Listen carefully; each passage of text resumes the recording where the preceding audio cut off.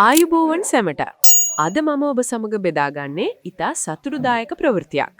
ජයශ්‍රීගම කොට්ටාසේ ජයශ්‍රීගම bus පාරේ පල්ලිහන්දියෙන් වමට හැරෙන පළමු අතුරු පාර.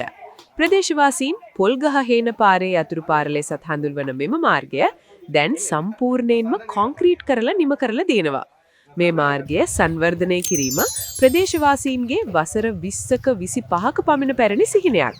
වැසි කාලයේ පාර සෝදාගෙන යාම නිසා ජනතාවට දැඩි දුෂ්කරතා ඇති වුණා. මීට කලින් ප්‍රතිපාදන වෙන්නුණත් එම ව්‍යාපෘති ක්‍රියාත්මක කරේ නැහැ.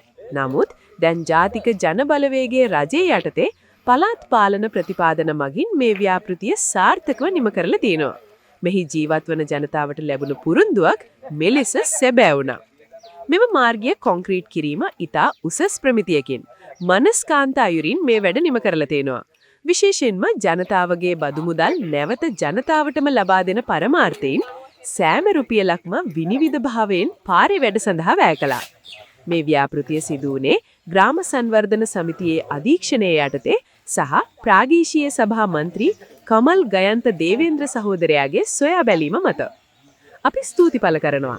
මෙම යෝජනාව අනුමත කළ ප්‍රාදේශීය සභාවේ සභාපති ප්‍රසාද් නිරෝෂන් සහෝදරයාට සහ කාර්ය මණ්ඩලයට නිරීක්ෂණ චාරිකාව සඳහා සහභාගී වුණ සියලුම මන්ත්‍රී සහෝදරයන්ට සහ මන්ත්‍රී සහෝදරයන්ට ගම්පහ දිස්ත්‍රික්ක ජායල ආසන සම්බන්ධීකරණ කමිටුවේ සභාපති ගරු පාර්ලිමේන්තු මන්ත්‍රී ස්ටෙෆ්නි සහෝදරයාට විදාහක කමිටු සමාජිකයින්ට ගමේ ග්‍රාම සංවර්ධන සමිතියට කාන්තා සමිතියට සහ කොට්ටාස සභාවේ ශ්‍රමය ලබා දුන් සැමට මේ වගේ සංවර්ධන ව්‍යාපෘති තවත් බොහෝමයක් එන්න තියෙනවා. ඔබත් මේ පොල්ගහ හේන ප්‍රදේශයේ මේ අතුරු පාර මාර්ගය භාවිතා කරලා බලන්න. ජීවිතය ගොඩක් පහසු වෙලා තියෙනවා. ස්තුතියි සැමට.